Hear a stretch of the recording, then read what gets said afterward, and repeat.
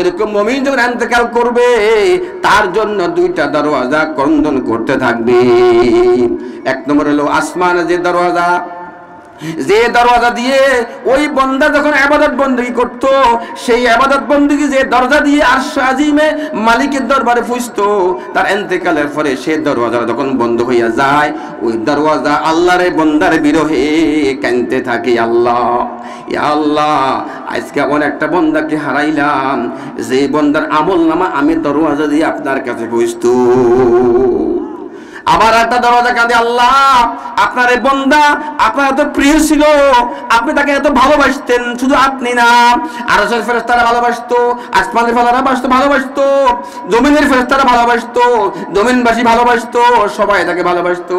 এই বান্দার জন্য গর্তের পিপীলিকা দোয়া করত, নদী সমুদ্রের মাছে দোয়া করত, আকাশের তারকা দোয়া করত, চন্দ্রে দোয়া করত, পিপীলিকা দোয়া করত, কীট পতঙ্গ দোয়া করত, সমস্ত মাখলুকা দোয়া করত। একজন ভালো মানুষের জন্য কেন তারা দোয়া করে, কেন তারা দোয়া খেয়া করেন? যখন নাকি দেশে বন্যা হয়, ফানিয়ে যখন প্লাবন চলে আসে, ও আমার ভাইয়েরা, গরু ছাগল ঘাস খাইতে পারে না, গরু ছাগল মাঠে নামাইতে পারে না, ও আমার ভাইয়েরা, আকাশে উন্তু ফাঁকি জমিনে নামতে পারে না, পোকা মাকড় খাইতে পারে না, তারা দানা পানি খাইতে পারে না, তাদের কষ্ট হয়, মাসুম বাচ্চার কষ্ট হয়, পশুর কষ্ট হয়, তারা জমিনের ঘাস খাইতে পারে না। এই জন্য উন্তু ফাঁকি দোয়া করে, আল্লাহ আপনার এই বান্দা দরদান সে নেককার থাকবে, আপনি তাকে ভালোবাসবেন, ততদিন তো আপনি কিয়ামত কায়েম করবেন না, আপনি আযাব দিবেন না। ও আল্লাহ আপনার এই বান্দা যতদিন দুনিয়ায় থাকবে তার কারণে আমরা কষ্ট পাবো না। পশুও দোয়া করে, ফাঁকিও দোয়া করে, কীট পতঙ্গ দোয়া করে, সমস্ত কায়নাত দোয়া করে। ও আমার ভাইয়েরা, এই মুমিন যখন মারা যায় তখন সেই ওই মুমিনের জন্য যে দরওয়াজা দিয়ে রাব্বুল আলামিনের পক্ষ থেকে রিজিক আসতো, ওই ব্যক্তির ইন্তেকালের পরে সে দরওয়াজা তার বিরহে ক্রন্দন করতে থাকে।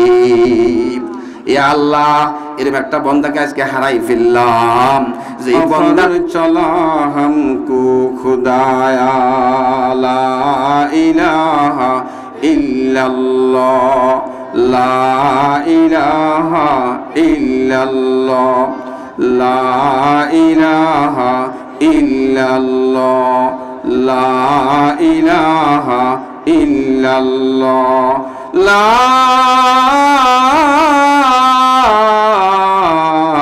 ইলাহা ইল্লাল্লাহু মুহাম্মাদুর রাসূলুল্লাহ সাল্লাল্লাহু আলাইহি ওয়াসাল্লাম। মুআজ্জাজ মুহতারাম,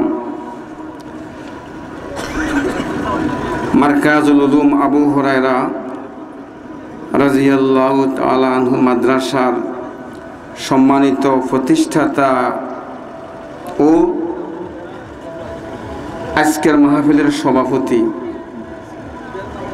জনাব বিশিষ্ট সমাজসেবক, বিশিষ্ট শিক্ষানুরাগী, অত্র এলাকার কৃতি সন্তান জনাব মোহাম্মদ মহসিন আহমদ সাহেব,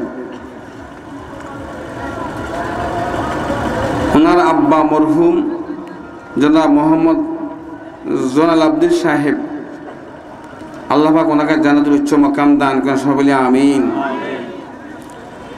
ওনারাই কর্মের কষ্টের অর্জিত মাথার ঘাম পায়ে ফেলার মতন সেই সম্পদের উপরে প্রতিষ্ঠিত অত্র মাদ্রাসা বার্ষিক মাহফিলের সম্মানিত ওলামায়ে কেরাম, মুরব্বিয়ানে আজম, দূর দূরান্ত থেকে আগত আমার যুবক ভাইয়েরা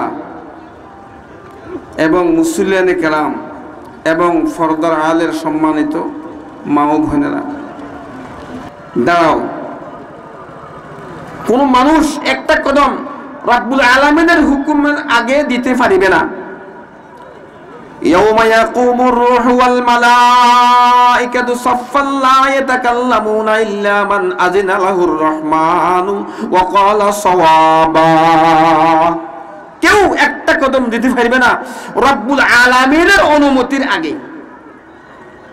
মন্দার হিসাব নিকাশ ফয়সালা হবে, সায়াল্লাহ হিসাব নেক আর নাই নেক, সহজ করে আর কঠিন খবর যখন তার জান্নাতের ফয়সালা হবে, আর বান্দা যদি ওই মাকামে ফুসতে পারে, আল্লাহ পাক রব্বুল আলামিন ফরমান তুমি দাঁড়াও, তোমার একটা অফার আছে। কি অফার? 16 ডিসেম্বর যদি কেউ 299 টাকা ঢুকায়, তো 299 ঢুকাইলে তাকে মিনিট দিব 299 মিনিট, আবার এমবি দিব তাকে 18 জিবি দিব, এরপর তাকে এতটা SMS ফ্রি দিব, 1 মাস মেয়াদ দিব। এই অফার পাইয়া সবাই টাকা ঢুকায়। সবাই কি? হুজুর পাক সাল্লাল্লাহু আলাইহি সাল্লাম ফরমান, মান ক্বারাআল কুরআনা ফাস্তাযহারাহু ফাআহাল্লা হালালাহু ওয়া হাররামা হারামাহু আদখালাহুল্লাহুল জান্নাহ ওয়া শাফারাহু ফি আশরাতিন মিন আহলি বাইতিহি কুল্লুহুম কাদ ওয়াজাবাত লাহুন নার। এটা একটা অফার। আপনি হাফেজ হইছেন বা হইতে পারেন নাই, আপনি ব্যবসায়ী, আপনি কৃষক, আপনি শ্রমিক, আপনি লেবার, আপনি একদম ঘাস কাটেন, মাছ মারেন, সাধারণ ব্যক্তি, কিন্তু আপনার ঈমান ঠিক আছে, কোরআনকে মহব্বত করেন, হাদিসকে মহব্বত করেন, মাদ্রাসাকে ভালোবাসেন, মসজিদকে ভালোবাসেন, 5 ওয়াক্ত নামাজ আপনার ঠিক আছে, ঈমান ঠিক আছে, ওই কোরআনের মহব্বতে, পরকালের ভয়ে, আল্লাহর ভালোবাসা পাওয়ার জন্য ছেলেটাকে মাদ্রাসা দিয়েছেন, মেয়েটাকে মাদ্রাসা দিয়েছেন, হাফেজা বানাইছেন, আলেমা বানাইছেন, ছেলেটাকে নুরানি পড়াইছেন, মাদ্রাসা পড়াইছেন, হাফেজ হয়েছে, আলেম হয়েছে।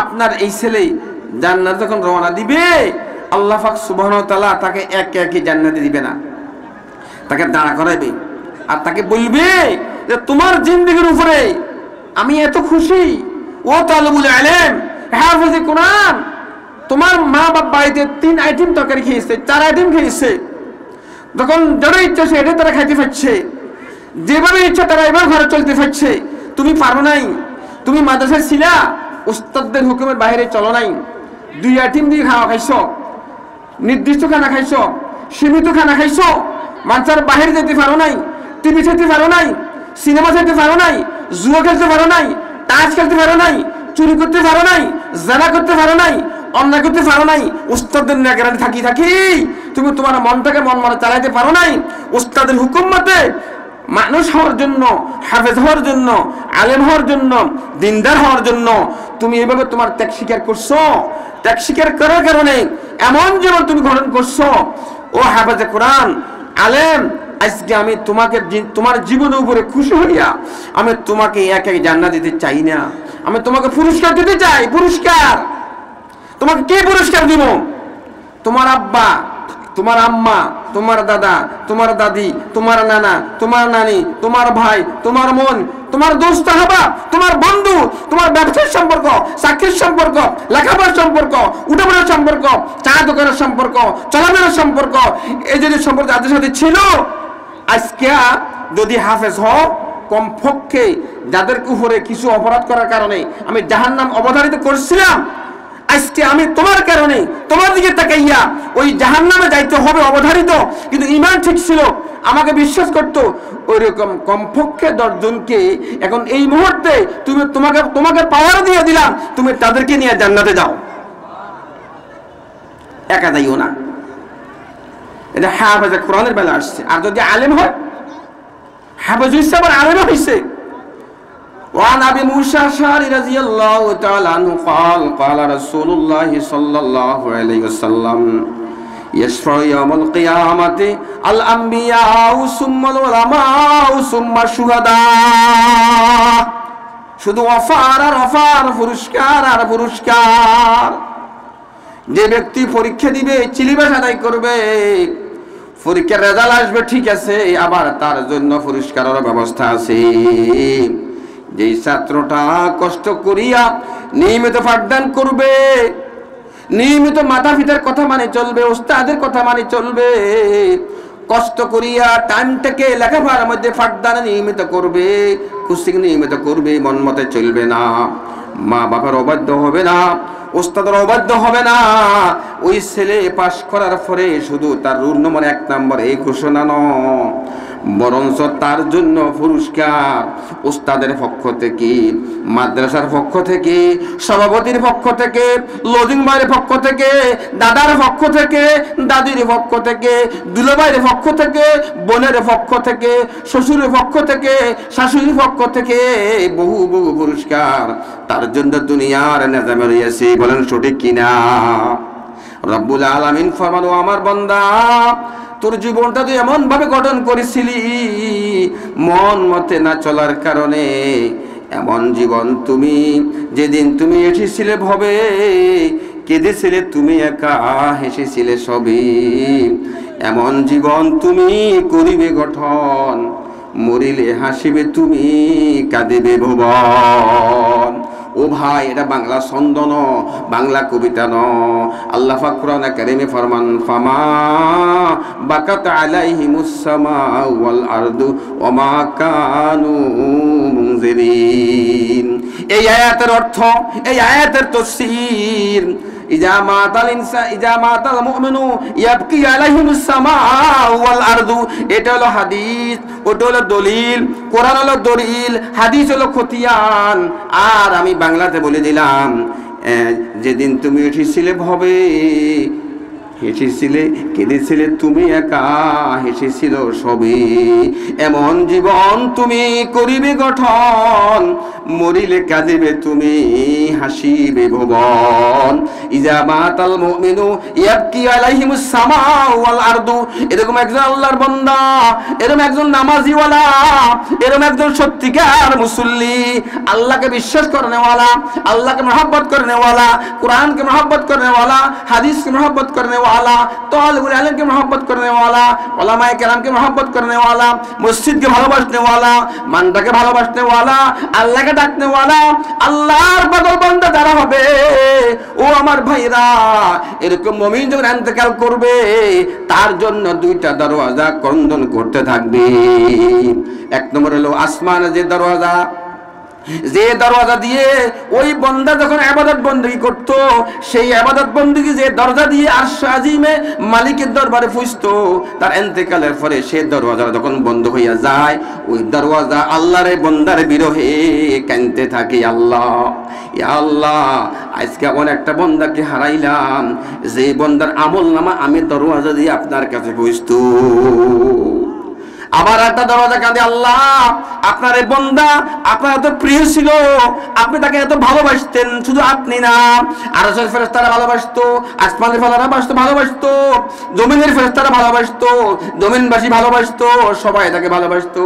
এই বান্দার জন্য গর্তের ফিফিলিকা দোয়া করত, নদী সমুদ্রের মাছে দোয়া করত, আকাশের তারকা দোয়া করত, চন্দ্রে দোয়া করত, পিপিলিকা দোয়া করত, কীট পতঙ্গ দোয়া করত, সমস্ত মাখলুকা দোয়া করত। একজন ভালো মানুষের জন্য কেন তারা দোয়া করে, কেন তারা দোয়া খেয়া করেন? যখন নাকি দেশে বন্যা হয়, ফানিয়ে যখন প্লাবন চলে আসে, ও আমার ভাইয়েরা, গরু ছাগল ঘাস খাইতে পারে না, গরু ছাগল মাঠে নামাইতে পারে না, ও আমার ভাইয়েরা, আকাশে উন্তু ফাঁকি জমিনে নামতে পারে না, পোকা মাকড় খাইতে পারে না, তারা দানা পানি খাইতে পারে না, তাদের কষ্ট হয়, মাসুম বাচ্চার কষ্ট হয়, পশুর কষ্ট হয়, তারা জমিনের ঘাস খাইতে পারে না। এই জন্য উন্তু ফাঁকি দোয়া করে, আল্লাহ আপনার এই বান্দা যত দান সে নেককার থাকবে, আপনি তাকে ভালোবাসবেন, ততদিন তো আপনি কিয়ামত কায়েম করবেন না, আপনি আযাব দিবেন না। ও আল্লাহ, আপনার এই বান্দা যতদিন দুনিয়ায় থাকবে তার কারণে আমরা কষ্ট পাবো না। পশুও দোয়া করে, ফাঁকিও দোয়া করে, কীট পতঙ্গ দোয়া করে, সমস্ত কায়নাত দোয়া করে। ও আমার ভাইয়েরা, এই মুমিন যখন মারা যায় তখন সেই ওই মুমিনের জন্য যে দরওয়াজা দিয়ে রাব্বুল আলামিনের পক্ষ থেকে রিজিক আসতো, ওই ব্যক্তির ইন্তেকালের পরে সে দরওয়াজা তার বিরহে ক্রন্দন করতে থাকে।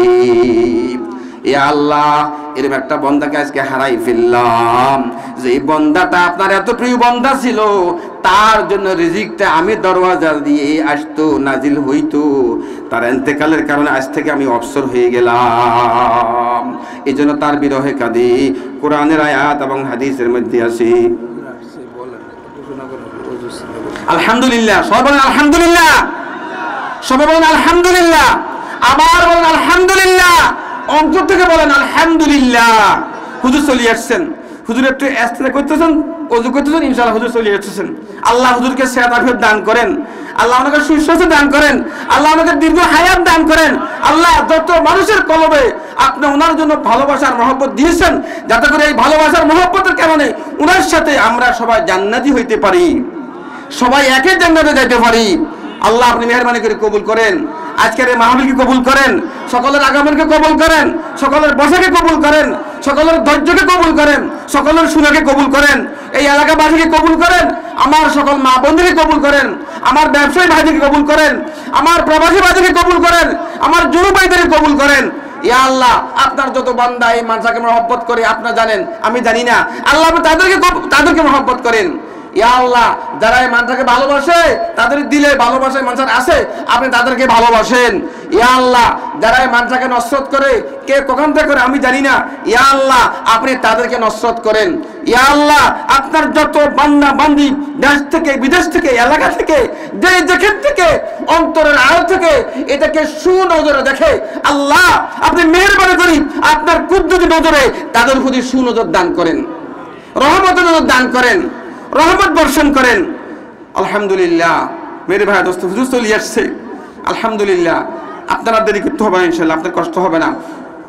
তো বলতেছিলাম, আমি আপনার সামনে একটা আয়াত বলছিলাম। ও আমার ভাইয়েরা, যুবক হইতে পারি, বৃদ্ধ হইতে পারি, বিয়ে করছি অথবা করি নাই, সন্তান আছে অথবা নাই, কিন্তু আমরা সবাই আল্লাহর বান্দা। সবাই কি? একটা কথা খেয়াল রাখেন, একথা ভাবিয়েন না আমি এখন যুবক, আমি বিবাহ করব, আমার স্ত্রী হবে, ছেলে সন্তান হবে, হুজুর তাকে কয়ে দিয়েছে অফার আছে, হাফেজ বানাইম, আলিম হইব, কোনো মতো চলিগুম, হেতে আরো সুপারিশ করি লই যাবি গই ওর 10 জন একজন আমি হবো। আচ্ছা বলেন, আমি বিবাহ করবো, করার পরে স্ত্রী বাঁচবো, আমি বাঁচবো, সন্তান হইব না হইব, সন্তান হওয়ার পরে কিছু হবে, এটার কি গ্যারান্টি আছে আমার কাছে?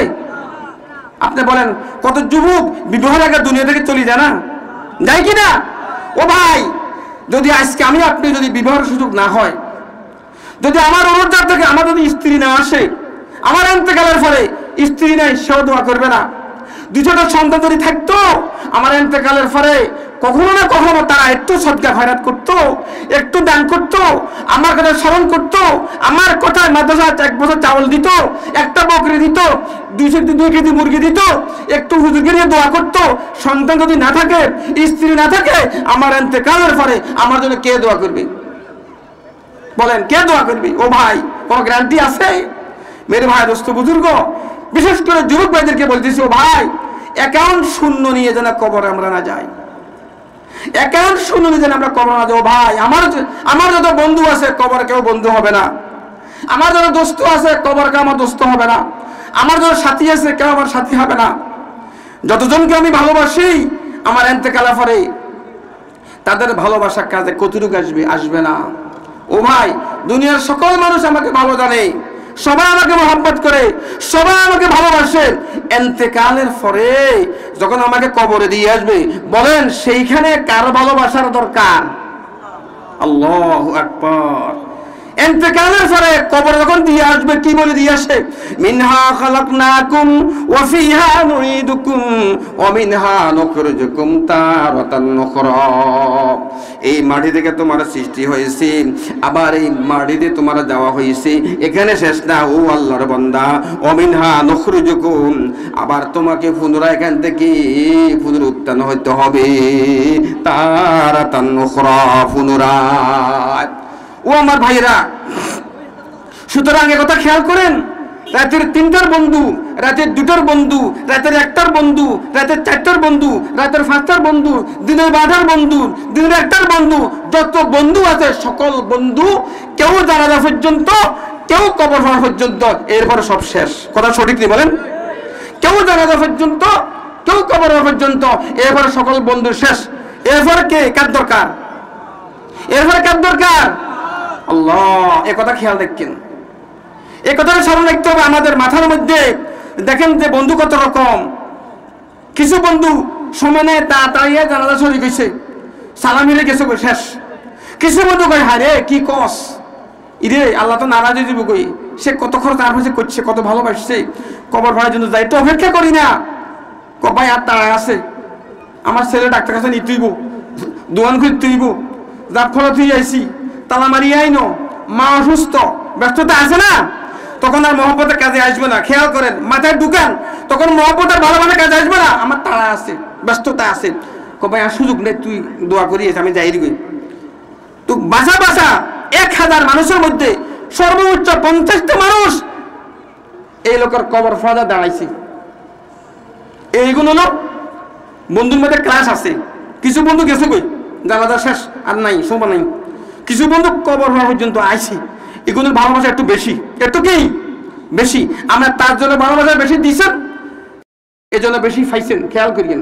এই জন্য কবর পর্যন্ত আইছি, আসি একটু খাই। এখন কবর দিতে, দাফন করতে, বাসা লাইতে, বরফ দিতে একটু দেরি হইতেছে। এখন হ্যাঁ তো ভাই আই 5 মিনিট অপেক্ষা করছি, আর তো ফারিয়েন না। এই আবার কিছু গেছো কই, আবার কিছু কি এখন আছে মনে করেন 30। কজন আছে? 30।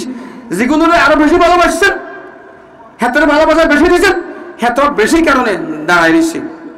দাঁড়ায় থাকি এখন না, আরে জীবনে মানুষ একবার মরে, একবার আসে, একটু কবরটা দিয়ে যাই, কবরে ফালায় দোয়াটা করি যাই। সর্বশেষে 30 জন দাঁড়াই, দাফনের পরে সূরা ফাতিহা, সূরা ইখলাস পড়ি, দোয়া করতেছে, আল্লাহ আপনার বন্দাকে আপনার কাছে সুপর্দ করে দিছি। কইছেন কথাটা? বলেনি? বলেন, আল্লাহ আপনার বন্দা আপনার কাছে সুপর্দ করে দিলাম। এতদিন আমাদের আশেপাশে ছিল, আমিও ছিলাম, আজ আমরা তার কাছে না, সে আমাদের কাছে।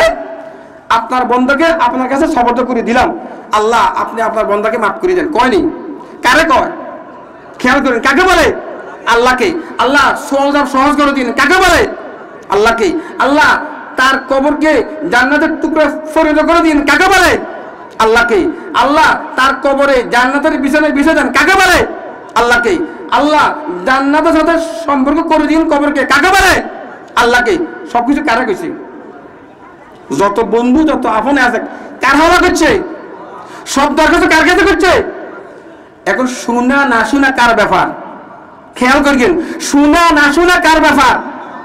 এই সবার দোয়া মঞ্জুর করা না করা কার ব্যাপার? এখন আসেন, ফাইনালে আসেন, যে স্বয়ং রব্বুল আলামিনকে আপনি যতটুকু ভালোবাসি আসছেন, ওই কেউ খাটাস চলে গেছে, কেউ কবর ফেলে কিছুক্ষণ অপেক্ষা করে চলে গেছে, কেউ মানে দাফন করে দোয়ার ফেলে চলে গেছে, কিন্তু সর্বশেষ সবাই হাওলা করে গেছে কার? আল্লাহ। তাহলে এখন আসেন, ফয়সালা শুনবো কার সাথে? রব্বুল আলামিনের সাথে। রব্বুল আলামিন যে বান্দা সব শেষ, এখন আমি সব শেষ, এখন আমি আর তুই এই দুনিয়াতে যতদিন ছিলি, তুই আমাকে তোর আপন বানানোর জন্য, তোর যে মৃত্যুর সময় আমার দরকার, কবরে আমার দরকার, মিজান আমার দরকার, ফুলসিরাত আমার দরকার, হিসাব নিকাশ আমার দরকার, হাসর মাঠে আমার দরকার, জান্নাতে আমার দরকার, হাউজে কাউসার আমার দরকার, সবকিছু আমার ফয়সালা, আমার ইশারায় হবে, সবকিছু আমার প্রয়োজন ছিল। এই কথা তুই দুনিয়াতে বুঝি আসছিস। তুই যদি আসি থাকস, আর এটাকে ফাইনাল করি আসি থাকস, লা আলা ইন্না আউলিয়া আল্লাহ, আলা ইন্না আউলিয়া আল্লাহি লা খাউফুন আলাইহিম ওয়া লা হুম ইয়াহজানুন। আল্লাহ পাক সুবহানাহু ওয়া তাআলা ঘোষণা করে দিয়েছে ফাইনাল, যদি তুই আমার ওলি হয়ে আসতে পারস, যদি তুই আমাকে বন্দুক বানাই আসতে পারস, যদি তুই আমাকে তোর আপন বানাই আসতে পারস, আজকে আমি তোর আপন হইয়া আসি, আজকে আমি তোর পাশে আসি। তো ওলি হইতে কি মুফতি মুফাসসির হওয়া লাগে না? আল্লাহু ওলিয়ুল্লাযীনা আমানু, আল্লাহু ওলিয়ুল্লাযীনা আমানু, যারা ঈমান এনেছে, আমানতু বিল্লাহি ওয়া মালাইকাতিহি ওয়া কুতুবিহি ওয়া রুসুলিহি ওয়াল ইয়াউমিল আখির ওয়াল কদরি খায়রিহি ওয়া শাররিহি মিনাল্লাহি তাআলা ওয়াল বাসি বাদাল মাউত। এই 7টি জিনিসের উপরে পূর্ণ ঈমান আছে। শিরক করে নাই, বিদআত করে নাই, কুফরি করে নাই, বাবাকে সিজদা করে নাই, বটগাছকে সিজদা করে নাই, কারো নিকট সন্তান চায় নাই, কারো কাছে মেয়ে চায় নাই, কারো কাছে চাকরি চায় নাই, কারো কাছে টাকা চায় নাই, কারো কাছে শান্তি চায় নাই, কাউকে সিজদা করে নাই, একমাত্র চাইছে কার কাছে? আল্লাহ বলেন, দুনিয়াতে তুই যেমনি ভাবে কারো কাছে মাথা নত করস নাই, কাউকে চেষ্টা করস নাই, কারো কাছে সন্তান চাস নাই, চাকরি চাস নাই, উন্নতি চাস নাই, টাকা চাস নাই, শান্তি চাস নাই, পরিবার চাস নাই, মেয়ে চাস নাই, ছেলে চাস নাই, সব কিছু একমাত্র তুই আমার কাছে চাইছ। ও আমার বান্দা, তুই দুনিয়াতে সব কিছু আমার কাছে চেয়েছিলি, আমি তোর জন্য হয়ে গেছি, আজকেও তোর সব কিছু আমার কাছে। দেখস নাই তোকে সবাই কবরে দিয়ে আমার হাওলা করে চলে গেছে, এই জন্য আমি এখন আমার হাওলায় তোরে নিয়ে আসলাম। যদি তুই ইমান নিয়ে, শিরক মুক্ত ইমান নিয়ে, বেদাত মুক্ত আমল নিয়ে, শিরক মুক্ত ইমান নিয়ে, বেদাত মুক্ত আমল নিয়ে, শিরক মুক্ত ইমান মানে যে ইমানের সাথে আল্লাহর কাউকে শিরক করা হয় নাই, বেদাত মুক্ত আমল মানে যে আমলটা আল্লাহর পছন্দের আমল, যে আমলটা হুজুর সাল্লাল্লাহু আলাইহি সাল্লামের তরিকার আমল। কেননা আল্লাহ পাক গ্যারান্টি দিয়েছে ওই ব্যক্তির ঈমানকে, আল্লাহ গ্যারান্টি দিয়েছে ওই ব্যক্তির আমলকে। ইন্নাল্লাযীনা আমানু ওয়া আমিলুস সালিহাত, শুধু ঈমানের কথা বলে নাই, যেই ব্যক্তি নিশ্চয়ই যে ব্যক্তি ঈমান এনেছে এবং আমলে সালেহ করেছে। আমলে সালেহ মানে কি? তা আমলে সালেহ মানে যে আমলটার উপরে আল্লাহ খুশি, আমলে সালেহ মানে যে আমলটার উপর নবী পাক খুশি, যে আমলটা নবী পাকের তরিকা হবে, আল্লাহ ওই আমলের উপরে খুশি। যে ব্যক্তি ঈমান এনেছে, আমলে সালেহ করেছে, কানাত লাহুম জান্নাতুল ফিরদাউস নুজুলা। আল্লাহ ফরমান, আলা ইন্না আউলিয়া আল্লাহি লা খাউফুন আলাইহিম ওয়া লা হুম ইয়াহজানুন।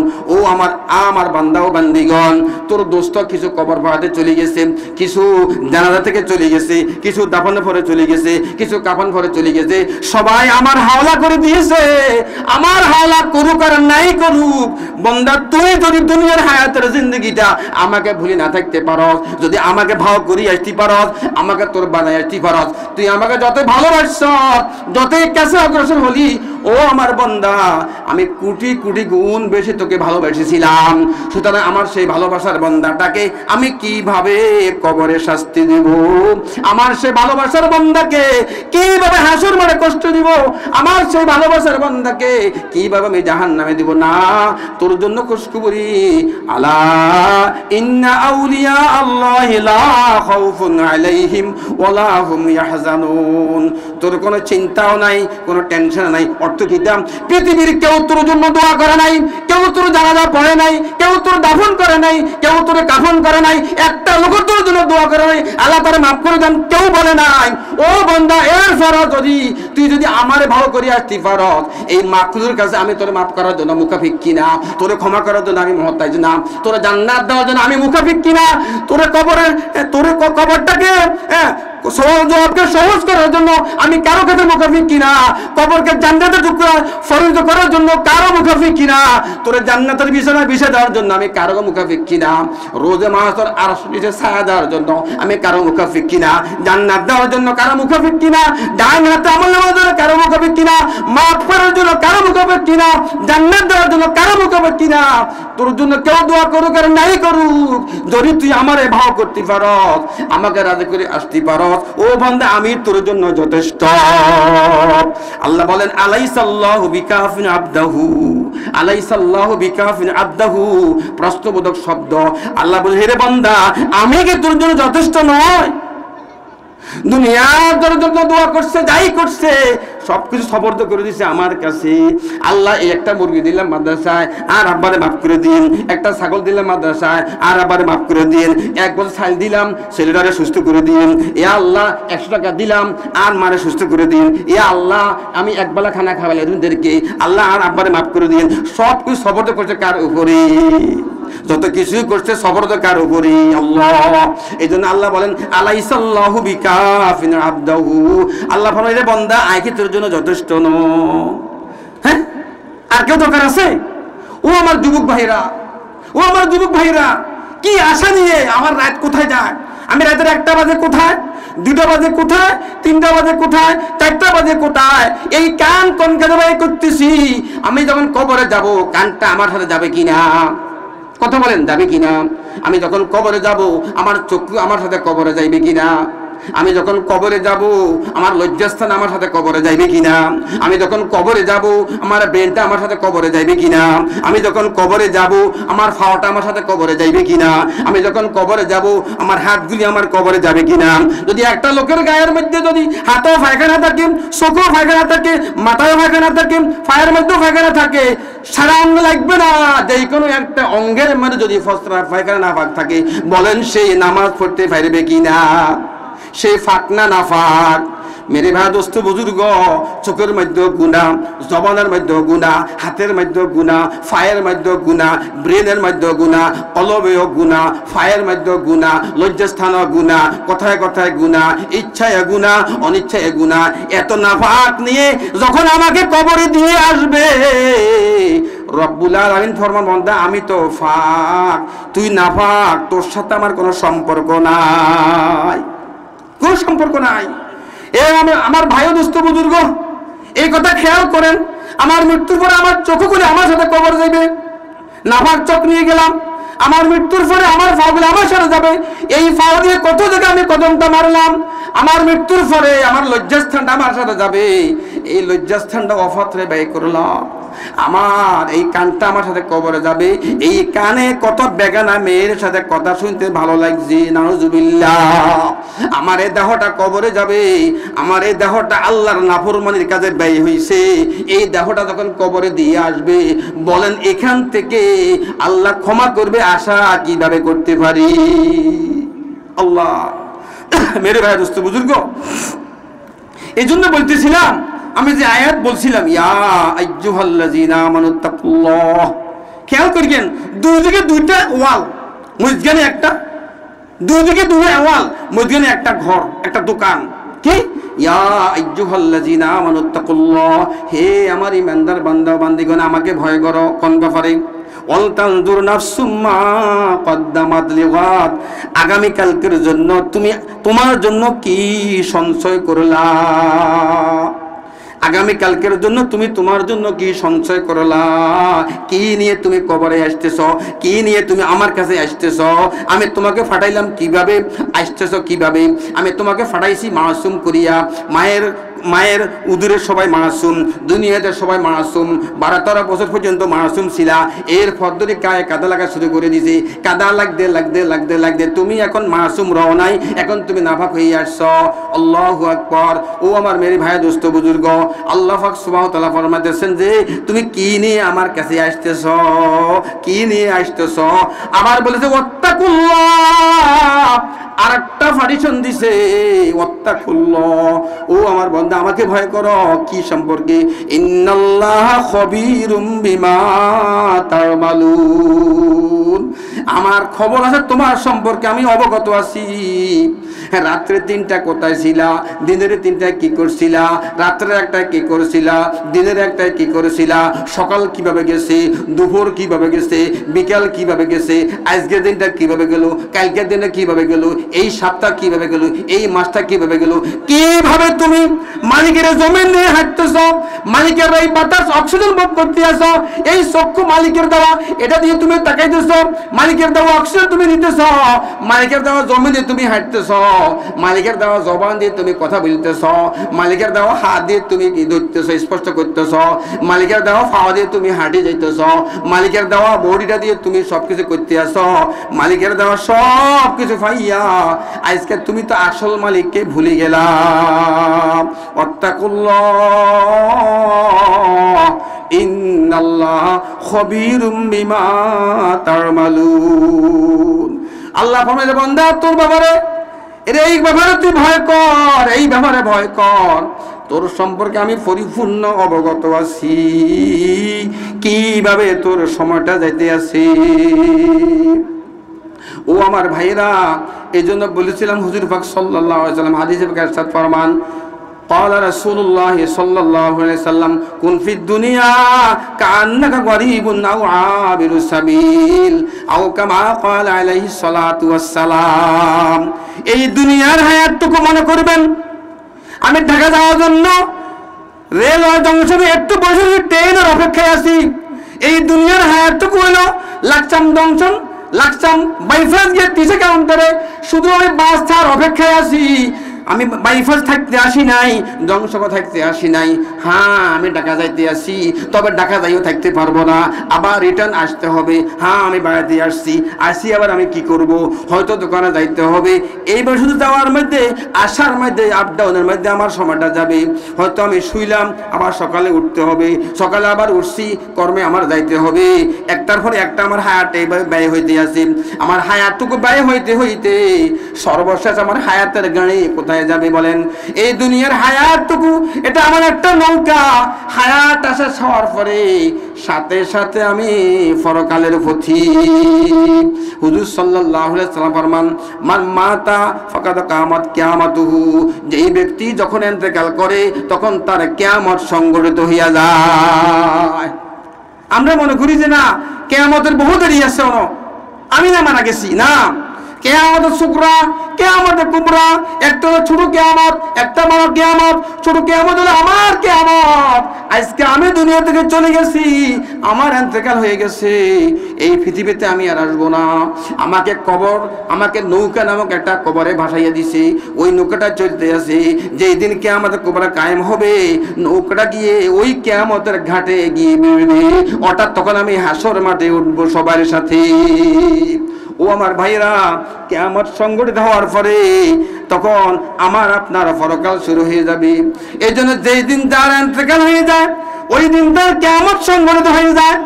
কিয়ামতের কোনো অপেক্ষা দরকার নাই। আমাকে আপনাকে এমন জীবন গঠন করতে হবে, যে জীবন গঠন করলে চাই আমার সন্তান আছে বা নাই, আমার পরিবার আছে বা নাই, বন্ধু বান্ধব আছে বা নাই, হায়াত আমার 20 হইতে পারে, হায়াত আমার 30 হইতে পারে। আমি যুবক হওয়ার পরে, প্রাপ্ত বয়স হওয়ার পরে, যেই দিন থেকে আমার উপর নামাজটা ফরজ হয়েছে, যেই দিন থেকে আমার উপর রোজা ফরজ হয়েছে, যেই দিন থেকে আমার উপরে শরীয়তের নির্দেশ এসেছে, ওই দিন থেকে যদি আমার হায়াত 1 বছর হইয়া থাকে, এই 1 বছর হায়াত দিয়া পরকালের অনন্ত অসংকালের শান্তি আমাকে ফয়সালা করতে হবে। 1 বছর হায়াত দি, শুধু 1 বছরও নয়। যদি কারো হায়াত মাত্র 6 মাস হয়েছে, যে এই মাস থেকে তার উপরে নামাজ ফরজ হয়েছে, এই বছর থেকে তার উপরে রোজা ফরজ হয়েছে, আল্লাহর বিধান তার উপরে এই বছর থেকে, এই মাস থেকে আরম্ভ হয়েছে, এর আগে হয় নাই। হওয়ার পরে সে 6 মাস হায়াত পাইছে, অথবা 1 মাস হায়াত পাইছে। 1 মাস হায়াত পরে সে জান্নাতে, সে কি করছে? ঈমান ও আমলে সে কবরে গেছে। এই 1 মাসের হায়াতের আমল দিয়া আমার আপনার কোটি কোটি বছর নয়, অনন্ত অসীমকাল হায়াতের শান্তির ফয়সালা করে যাইতে হবে। আর যদি 1 মাসের হায়াত, 6 মাসের হায়াত, 1 বছর হায়াতকে আমি আমার মন মতো চালাইয়া নষ্ট করে যাই, ও আমার ভাইয়েরা, এই 1 বছর হায়াতকে মন মতো চলার কারণে, নষ্ট করার কারণে আখিরাতের অনন্ত অসীমকালের শান্তির হায়াতটাকে আমি বিনষ্ট করে দিলাম। আহা, ও আমার ভাইয়েরা, এই হায়াতটা আমার একটা দামি জিনিস, একটা দামি জিনিস, এমন গুরুত্ব জিনিস। হায়াতের যেটা সেকেন্ড, কোন দিনের, কোন মুহূর্তের, কোন সময় আমার জিকিরটা, আমার কোন দিনের সেজদাটা, কোন ওয়াক্তের নামাজটা, কোন দিনের ইবাদতটা, কোন দিনের দোয়াটা, কোন দিনের চোখের পানি আল্লাহর কাছে সবচেয়ে বেশি পছন্দ হয়, সেটা আমিও বলতে পারবো না। এই জন্য আমাকে হার নিহিত প্রতিদিন আমাকে আমার সময় মতে, আমি যখন নামাজের সময় হব, আমি নামাজকে পড়বো। বিশেষ করে যুবক ভাইয়েরা, এই যৌবন বয়সটা আল্লাহর কাছে বেশি পছন্দের বয়স, সবচেয়ে দামি বয়স যুবক বয়স। এই জন্যে যে ব্যক্তি চাকরি করে, 30 বছর চাকরি করার পরে সরকার তাকে পেনশন দেয়, যে আর তুই যদি 30 বছর বাঁচস, তোরা চাকরি করতে হবে না, প্রতি মাসে 50% পাবি। আর যে ব্যক্তি সরকারি সার্কুলার অনুযায়ী চাকরি করে নাই, বলেন সে যদি 100 বছরও বাঁচে, তার কোনো পেনশন আসেনি, নাই। যেই ব্যক্তি যুবক বয়সে, যৌবন বয়সে, আমার যে মা, আমার যে বোন, আমার যে যুবক ভাই, যুবক যুবতী যৌবন বয়সে মালিকের ডিউটি করে যাবে, আল্লাহু আকবার, সেই বৃদ্ধ হওয়ার পরে, অসুস্থ হওয়ার পরে, দুর্বল হওয়ার পরে, অ্যাক্সিডেন্ট হওয়ার পরে যদি সেইভাবে ইবাদতবন্দি করতে না পারে, কিন্তু যথাযথ সুস্থ অবস্থায় ডিউটি পরিপূর্ণ করার কারণে রব্বুল আলামিন তার আমলনামায়, শুধু আমলনামায় ফেরেশতাদেরকে বলবে যে নামাজ উঠাইতে থাকো, তাকবীর উঠাইতে থাকো, জামাতের নাকি উঠাইতে থাকো, নামাজ উঠাইতে থাকো, তেলাওয়াত উঠাইতে থাকো। কেননা আমার বান্দার ক্ষমতা আমি দিয়েছি, তার ক্ষমতা আমি নিয়েছি। আমার বান্দা এখন আর পারে না মসজিদে যাইতে, ক্ষমতা নাই। আমার বোন এখন আর ফারহান তেলাওয়াত করতে চোখে দেখে না, আমার বোন এখন আর আগের মতন বেশি বেশি নফল করতে পারে না, কিন্তু দিলে চায়, আগে যে করছে দিলে চায়। রব্বুল আলামিন বান্দার দিলের হালাতের দিকে তাকাইয়া রোজ মাহশর বান্দার যখন আমলনামার হিসাব হবে তখন ফেরেশতাদেরকে বলবো আমার এই বান্দার এটা পূরণ করে দাও, এই খালিস্তান পূরণ করো, এই খালিস্তান পূরণ করো, এই শূন্যস্থান পূরণ করো, এই পূরণ করো। ফেরেশতারা বলে রব্বুল আলামিন কিভাবে পূরণ করবো, এখানে কিছুই নাই। বলে আছে, আমার এই বান্দার দিলে ওই তামান্না ছিল, হ্যাঁ যদি আজকে আমি সুস্থ থাকতাম আমি মসজিদে গিয়ে জমাতে নামাজ পড়তাম, যদি আজকে আমি সুস্থ থাকতাম আমি ষষ্ঠ তাহাজ্জুদ পড়তাম, যদি আমি আগের মতন সুস্থ থাকতাম 5 ওয়াক্ত নামাজ আমি জমাতে পড়তাম, যদি আগের মতন সুস্থ থাকতাম আমি ঠিকভাবে আগের মতন সেজদা করতে পারতাম। হাইরে আজ হাড় স্ট্রোকের কারণে, ব্রেন স্ট্রোকের কারণে, অ্যাক্সিডেন্টের কারণে ডাক্তার বলে দিচ্ছে আপনি আর জমিনে সেজদা করতে পারিবেন না, চেয়ারে বসে ইশারা করতে হবে। ওই যুবক যুবতী ভাইয়েরা তখন কাঁদবেন যে হাইরে এই 10 বছর হায়াত পাইয়া আমি তো ঠিকভাবে মালিকের সেজদা করি নাই, ঠিকভাবে রুকু করি নাই, ঠিকভাবে নামাজ পড়ি নাই, আজকে তো মালিকের পক্ষ থেকে আমার রাস্তা অফ করে দিল, যে আজ থেকে ডাক্তার বলে দিল আপনি আর সেজদা করতে পারবেন না, রুকু করতে পারবেন না, নামাজ ইশারা পড়বেন, নামাজ ইশারা পড়বেন। আমার ভাই ও বোনেরা, তো যে কথাগুলি বলতেছিলাম, এই প্রতিষ্ঠান আপনাদের প্রতিষ্ঠান, এই মাদ্রাসা আপনাদের মাদ্রাসা, আপনারা সবাই ভালোবাসেন।